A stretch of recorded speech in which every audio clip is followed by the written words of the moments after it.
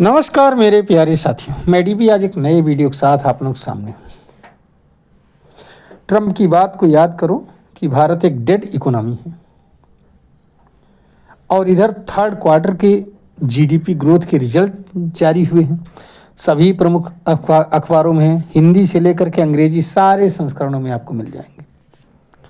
दैनिक जागरण से लेकर के आज अमर उजाला सब जगह भरा हुआ है। क्या है कि भारत की जुलाई से सितंबर के बीच में जो जीडीपी ग्रोथ रेट रही वो कितनी रही? 8.2%। पिछले साल इसी समय में ये ग्रोथ थी 6%, ध्यान रखिएगा, और इस साल 8.2% है। पूरे विश्व के बड़े बड़े कंट्री 1 से लेकर के 3% तक ही ग्रोथ दिखा पाए हैं, बल्कि कुछ में तो पॉइंट में पहुंची, कुछ में माइनस में पहुंची। लेकिन भारत के लिए क्या कहना है भाई? इंडोनेशिया की ग्रोथ रेट 5%, दैनिक जागरण में मैंने देखा लिखा हुआ है।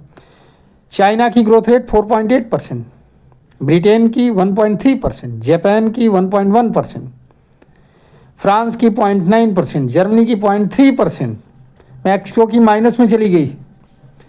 बहुत सारे ऐसे कंट्री, लेकिन भारत की 8.2%। आइए आज इसका पूरा एक अवलोकन करते हैं कि क्या हो सकता है इसमें। क्या कोई गड़बड़ झाला है? क्या ये बना रह सकता है, टिका रह सकता है? कहीं ऐसा तो नहीं कि वो हो, क्या नाम है, बबल हो और फूट जाए कभी। सबसे पहले जीडीपी का अर्थ क्या होता है आप लोगों को मालूम है? अगर नहीं मालूम है तो छोटे में जान लीजिए कि पूरे देश का कुल व्यापार जितना ज़्यादा होगा, इकोनॉमी उतनी ही ज़्यादा मजबूत होगी। यही कुल व्यापार जीडीपी कही जाती है, ग्रॉस डोमेस्टिक प्रोडक्ट, सकल घरेलू उत्पाद। पूरे देश में कितना उत्पाद हुआ पूरा। अब सवाल यहाँ पर ये उठता है कि यह जीडीपी रेट संभव कैसे हुआ? तो अगर आप बहुत शोध विचार किया गया या बहुत सारे और पेपर्स को जब खंगाला गया या न्यूज़ पढ़े गए तो उसमें 3 फैक्टर निकल करके हमारे समझ में यही आए। पहली बात तो गवर्नमेंट ज़बरदस्त खर्च कर रही है इंफ्रास्ट्रक्चर पर, पोर्ट पर, एयरपोर्ट पर। इससे बहुत बड़ा बूस्ट दिखाई पड़ रहा है। और जानते हो ये सारी चीज़ें इकोनॉमी को मल्टीप्लायर इफेक्ट के रूप में बढ़ा रही हैं। समझ रहे हैं? मैन्युफैक्चरिंग सेक्टर में रिवाइवल, मैन्युफैक्चरिंग जैसे आप लोग देख रहे हो ना, एप्पल का फ़ोन वगैरह है, बनाया जा रहा है और पूरे देश में भेजा जा रहा है, विदेश को बाहर भेजा जा रहा है। और इसमें सरकार की एक नीति रही है प्रोडक्शन लिंक्ड इंसेंटिव, इसका बहुत बड़ा योगदान है। इलेक्ट्रॉनिक्स के आइटम, ऑटोमोबाइल सेक्टर में, हाँ, इलेक्ट्रॉनिक व्हीकल ईवीज के सेक्टर में बहुत बड़ा बूस्ट है। और सबसे बड़ा है घरेलू खपत, जिसमें भारत ने इस बार जब दिवाली के समय में आपने सुना होगा, देखा होगा कि जो वो था, क्या ना कहते हैं उसको, जीएसटी को ख़त्म कर दिया बहुत सारे सेक्टर्स पर से, या कम कर दिया। इसका बहुत बड़ा मार्केट पर बूस्ट हुआ। आप समझिए। आप जैसे मान लिया, अगर हम एक इंफ्रा की बात कर लें, मान लिया कि आपने, अब आप ये कहेंगे कि इससे कैसे बढ़ता, कैसे ग्रोथ कैसे होती? तो ग्रोथ कुछ नहीं है, ग्रोथ है रुपए को जितनी तेजी से आप घुमा पाओ, मुद्रा को जितनी तेजी से रोटेट कर पाओ, उतने तेजी से ग्रोथ दिखाई पड़ेगा। प्लस एक्सपोर्ट कर दो थोड़ा सा सामान को, बाहर से पैसा आना शुरू हो जाए और वो रोटेट करना शुरू कर दे।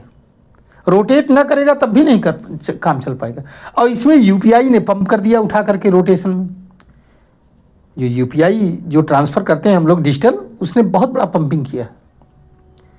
मान लिया आपने एक पुल बनाया, अब पुल बनाया तो पुल से क्या लगा? पुल से आप जो है सीमेंट भी ले आए, सरिया भी ले आए, बालू भी ले आए, हर चीज़ ले आए, तब तो पुल बना, गिट्टी भी आई और मजदूर भी लगे। अब जहाँ जहाँ से सामान आए वहाँ पर पैसा दिया गया, मजदूरों ने भी पैसा लिया, इंजीनियर्स लगे, इंजीनियर्स को भी सैलरी दी गई। अल्टीमेटली क्या हुआ? ये चक्कर किया। और जब लोगों के पास पैसा गया तो उन्होंने क्या किया, बाजार में पैसा ढकेल दिया उठा करके दूसरी चीज़ों को खरीदने में। बस यहीं से मल्टीप्लायर इफेक्ट शुरू हो गया। मनी क्या रोटेट करने लगी मुद्रा। अब जितनी तेजी से रोटेट करेगी उतनी तेजी से जो है ये ग्रोथ होगी। अब थोड़ा सा गहराई में देखिए भारत के लिए आने वाले समय में क्या है। 8.2% का जीडीपी ग्रोथ दिखाया जा रहा है, समझ रहे हैं। इसमें से अगर आप थोड़ा सा ध्यान दें तो सेकेंडरी सेक्टर का ग्रोथ है 8.1% और टर्शियरी सेक्टर का ग्रोथ है 9.2%। सेकेंडरी सेक्टर क्या है, मैन्युफैक्चरिंग सेक्टर, और टर्शियरी सेक्टर क्या है, ये जो सर्विस सेक्टर है, समझ रहे हैं। होटल वगैरह जो होते हैं, जो बैंकिंग वगैरह होती है, ये सब टर्शियरी सेक्टर होते हैं। Secondary sector manufacturing. Primary sector क्या होता है, प्राइमरी सेक्टर होता है खदान से जो खुदाई होती है और आपका एग्रीकल्चर।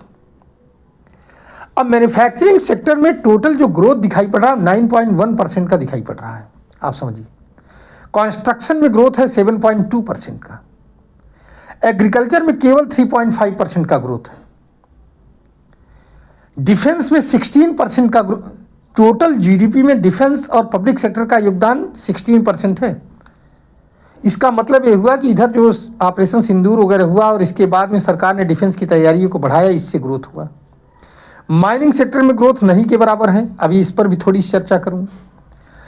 रियल सेक्टर में, रियल इस्टेट में आप देखोगे तो उसमें 27% का ग्रोथ है। इसके मतलब लोगों ने घर बनवाए और घर खरीदे। कंस्ट्रक्शन में 8% का ग्रोथ चल रहा है। मैन्युफैक्चरिंग में 14% का ग्रोथ है। लेकिन अब यहीं पर पीछे आइए, माइनिंग में ग्रोथ नहीं है। अर्थात जो हमारा प्राइम मैन्युफैक्चरिंग सेक्टर में ग्रोथ 14% का है, लेकिन माइनिंग सेक्टर में ग्रोथ नहीं। एग्रीकल्चर में 3.5% का ग्रोथ दिखा रहा है। इसका मतलब ये निकलता है कि हमारा जो मैन्युफैक्चरिंग हो रहा है क्या है, इम्पोर्ट बेस्ड है। हमने कहीं से सामान लिया और उसको जोड़ करके तीसरा सामान बना करके बेच दिया। इससे एक चीज़ और है कि अगर कभी हमारा इंपोर्ट प्रभावित होता है, मान लिया हम चाइना से सामान खरीद रहे हैं, कुछ छोटी छोटी पार्ट्स खरीद रहे हैं और उनको जोड़ करके मोबाइल बना के बेच रहे हैं, कहीं और दे रहे हैं, तो इसका मतलब ये होगा कि अगर चाइना से कभी रिलेशन ख़राब होंगे तो हमारा सारा हिसाब बिगड़ सकता है। ये अच्छा नहीं है। इस तिमाही में आयात का मतलब हमने जो मंगाया वो कितना हुआ, $175 बिलियन है और निर्यात $105 बिलियन है। मतलब अभी भी हमारा ट्रेड डेफिसिट में जा रहा है $70 बिलियन का। एग्रीकल्चर में भी बहुत अच्छा ग्रोथ नहीं, 15% का ग्रोथ दिखा रहे हैं, लेकिन ये जो है थोड़ा कम हुआ है। कंस्ट्रक्शन में भी पहले की अपेक्षा कम हुआ है। तो कुल मिलाकर के अगर हम देखें तो ओवरऑल ग्रोथ तो दिखाई पड़ रही है, लेकिन प्राइमरी सेक्टर में ग्रोथ न दिखना एक बहुत बड़ी हमारे लिए क्या है, समस्या आगे चल करके क्रिएट कर सकता है। इन सब के बावजूद महंगाई बढ़ रही है, आप देख रहे हो। ग्लोबल टेंशन अगर ज़्यादा बढ़ी तो तेल का दाम वगैरह बढ़ सकता है, घट सकता है, एक्सपोर्ट इंपोर्ट प्रभावित होगा। अगर आप ग्रोथ को देखें तो कुछ लोग अमीर जो है और अमीर हो रहा है और गरीब हो रहा है। उतना धनी गरीब और गरीब हो रहा है, शायद यह गलत शब्द होगा, लेकिन उतना धनी गरीब नहीं हो पा रहा है जितना होना चाहिए। जितना पैसा उसके पास पहुंचना चाहिए उतना नहीं पहुंच पा रहा है। कुल मिलाकर के इतना पहुंच जा रहा है कि पहले जहां मार्केट में जहां 10 रुपये खर्च करने की स्थिति में था, 10 रुपीज़ खर्च करने की स्थिति में था, अब जो है वो हो सकता है 50 रुपीज़ खर्च कर रहा हूं। तो अगर महंगाई को हम पीछे ढकेलते हुए रिफॉर्म को जारी रख सके, जैसा कि कंस्ट्रक्शन वगैरह मैंने कहा, भ्रष्टाचार को कम कर सके, तब तो ये ग्रोथ बना रहेगा। और ग्लोबल पोजीशन भी, ग्लोबल चुनौतियां जो हैं वो भी ठीक ठाक रहें। ग्लोबल पोजीशन मतलब पूरे वर्ल्ड के आसपास जो युद्ध वगैरह की स्थिति है वो ठीक ठाक रहे, मतलब ज़्यादा गड़बड़ न हो। अन्यथा की स्थिति में जो है ये दिखावा हो जाएगा। और इसके लिए सरकार को सबसे ज़्यादा ध्यान देना होगा भ्रष्टाचार को कम करने पर। रिफॉर्म को जारी रखने पर। अगर ऐसा हो सका तो ये भी बात है कि $5 ट्रिलियन की इकोनॉमी बनने में भी कोई रोक नहीं सकता। बहुत जल्द ही हम इसको अचीव कर सकते हैं। तो दोनों चीज़ें हैं। आप लोग क्या सोचते हैं इस विश्लेषण पर? अपनी राय जरूर रखिएगा साथियों। और कुल मिलाकर के एक और आप पिन पॉइंट को जान लीजिए कि प्राइमरी सेक्टर में निगेटिव ग्रोथ हुई है, सेकेंडरी सेक्टर में कमी हुई है, टर्शियरी सेक्टर में भारी वृद्धि हुई है।